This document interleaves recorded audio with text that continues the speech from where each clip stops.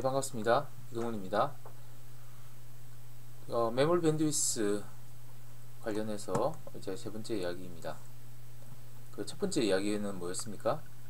우리가 민맵을 사용해서 이제 캐시를 잘 활용하자는 이야기를 했었고요. 두 번째 이야기는 그 텍스처의 압축을 통해 가지고 텍스처 자체의 데이터를 줄임으로 인해서 이 밴드위스 바틀렉을 줄여보자는 이야기였습니다. 텍스처라는 것은 이런 메모리 밴드위스를 일으키는 주된 밴드위스의 바틀렉을 일으키는 주된 요인이 맞습니다. 하지만 그 GPU 쉐이더 프로세서에서 요구하는 데이터가 단지 텍스처 데이터만 있는 건 아니죠. 그 메쉬 데이터들, 버텍스 버퍼에 담겨 있는 것, 인덱스 버퍼에 담겨 있는 것들 또한 이 메모리로부터 로드되고, 최종적으로 만들어진 프레임 버퍼의 데이터들, 렌더 타겟 또한 메모리에 기록이 되게 됩니다. 이게 프레임 버퍼에 기록되는 거죠.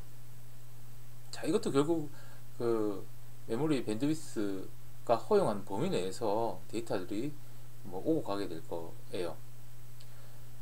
텍스처라는 녀석이 워낙 큰 비중을 차지하기 때문에 이러한 매치 데이터 등은 상대적으로 부담이 적은 것이 사실입니다. 하지만 이러한 어떤 버텍스의 어떤 카운트나 개수나 이런 것들이 부담을 야기하는 특수한 경우들도 사실 좀 존재해요. 자, 그 중에서 가장 많이 우리가 퍼포먼스를 잡아먹는 이슈가 섀도우 패스라는 건데, 이 섀도우 패스에 대해서 오늘 한번 살펴보도록 하겠습니다. 일단 섀도우가 뭡니까? 예, 그림자죠. 자, 그림자를 만드는데, 자, 렌더링 하는 데 있어서의 패스가 존재하는 게 섀도우 패스가 될 것이고요. 일반적으로 섀도우 매핑, 섀도우 맵 뭐 이런 용어로 알려진 내용입니다. 그림자를 만들어내기 위한 방법들은 전통적으로 여러가지 방법이 있었습니다. 현재 모던 컴퓨터 그래픽스 그리고 게임 엔진 등에서 가장 그림자를 만들어내는데 많이 쓰이는 기법이 바로 이 섀도우 매핑 기법이에요. 만들기도 간단하고, 그리고 뭐 셀프 오클루전, 자기 자신을 가리는 섀도우, 자기 자신한테 이제 비춰지는 섀도우 같은 것들도 동시에 처리가 가능하기 때문에 많이 쓰이죠. 이 섀도우 매핑이 왜 메모리 밴드위스의 바틀렉을 일으키는지 알아보기 위해서는 일단 간단하게 섀도우 매핑의 기법이 무엇인지를 좀 살펴볼 필요가 있습니다. 아티스트들이 이해하기에는 조금 어려운 이슈가 될 수는 있지만 원리를 알면 훨씬 더 메모리 밴드위스 바틀렉의 원인으로서의 섀도우 매핑을 우리가 확실히 이해할 수 있겠죠. 사실 원리는 간단합니다. 우리가 이 그림자가 뭐냐라는 것을 정의할 때 빛의 관점에서 생각할 수가 있어요. 어떻게? 이 빛의 관점에서 빛이 닿는 영역은 그림자가 지지 않는 빛이 닿는 영역이 될 것이고요. 자, 이런 영역들이죠. 자, 이 영역도 마찬가지입니다.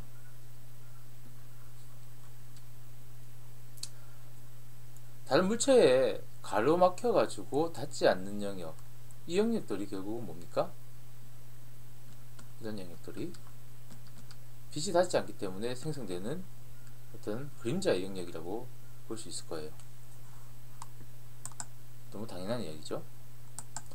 자, 이걸 갖다가 우리가 이 빛을 마치 우리 눈이 이 빛의 라이트에 있다라고 한번 가정을 해봅시다. 여기 지금 눈이 하나 이렇게 달려있다고 생각했을 때 이건 뭐하고 똑같느냐면, 여기에 있는 눈에 보이는 것과 보이지 않는, 이 시야 안에 보이는 것과 보이지 않는 것들이 동일하게 빛의 관점에서 빛이 닿는 것과 닿지 않는 것으로 우리가 등치가 됩니다.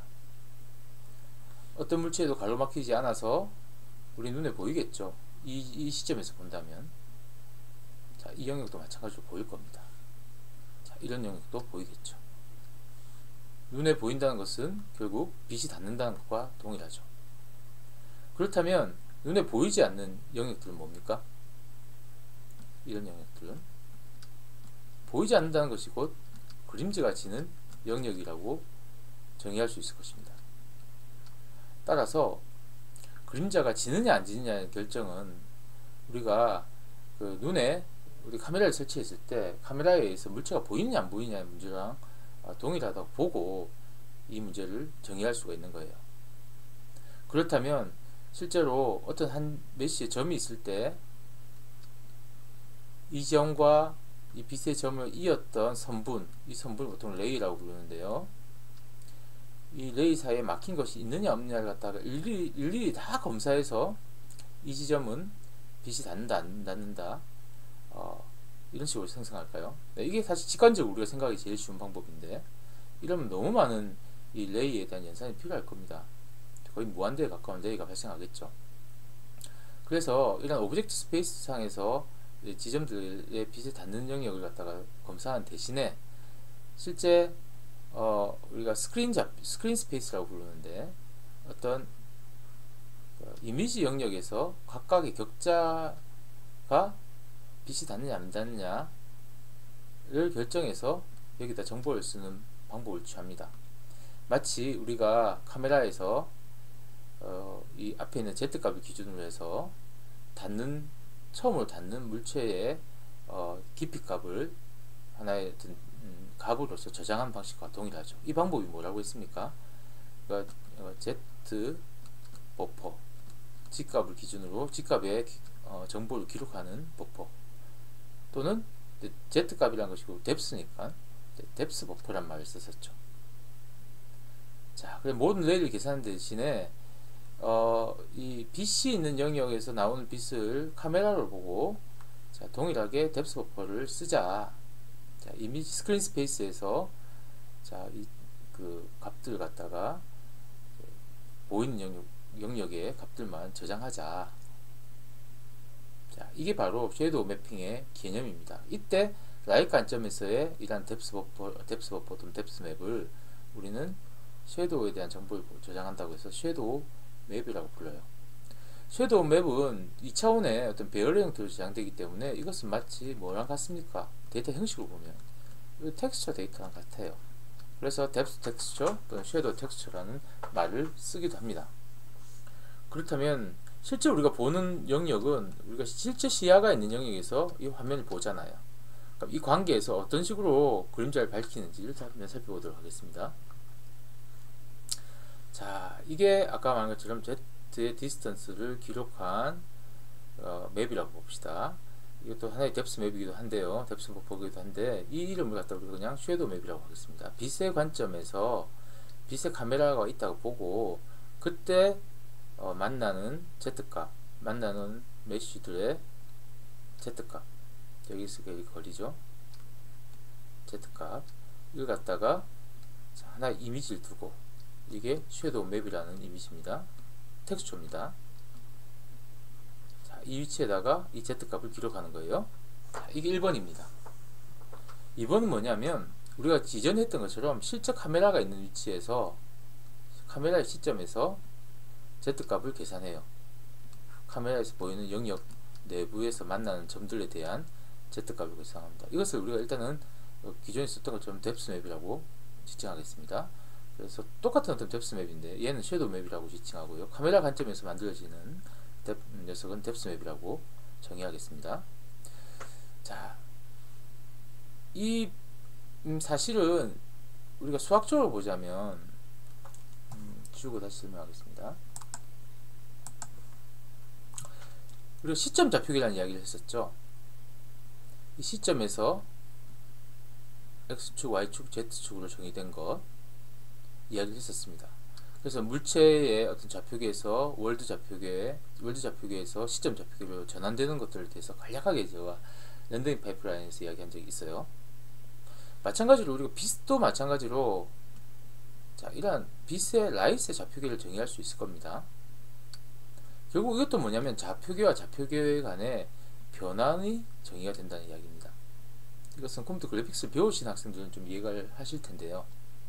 이런 변환이 정의가 되면 시점에서 바라본 임의의 점에 관련된 정보를 이 빛이라는 좌표계에서의 좌표로 변환을 시킬 수 있습니다. 이러한 어떤 변환 좌표, 변환 행렬에 의해서.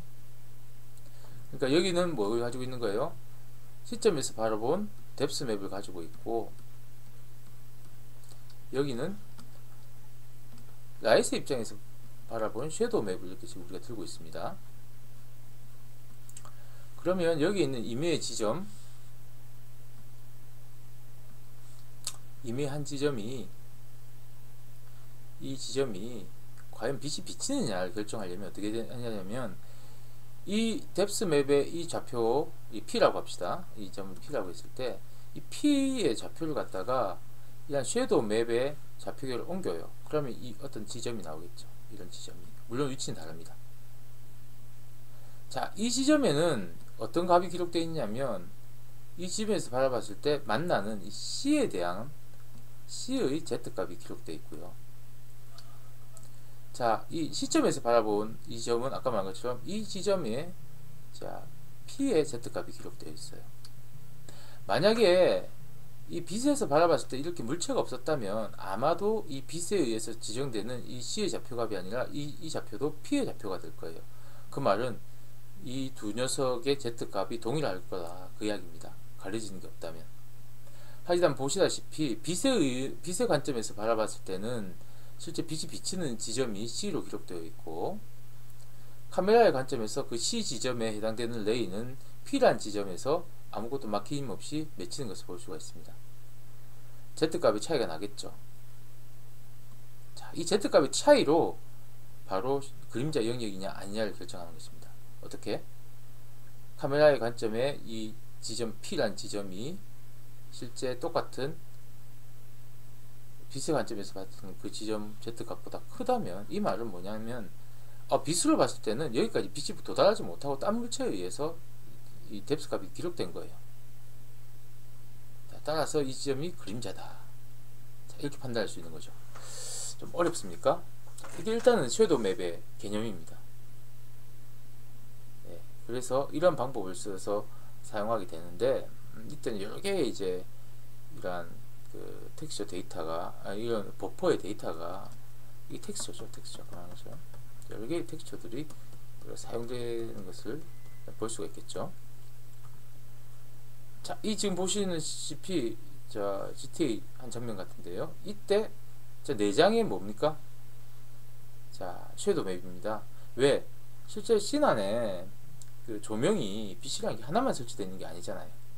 각각 조명별로 이렇게 섀도우 맵을 갖다가 여러 장 준비하는, 실제 렌더링된 데이터를 갖다 우리가 들고 작업을 하는 것입니다. 자, 일단 섀도우 맵에 대한 기본 개념을 살펴봤고요. 자, 이것이 왜 어떤 문제를 일으키고 또 이 문제를 해결하기 위해서는 어떻게 해야 될지는 다음 시간에 이어서 살펴보도록 하겠습니다. 네, 감사합니다.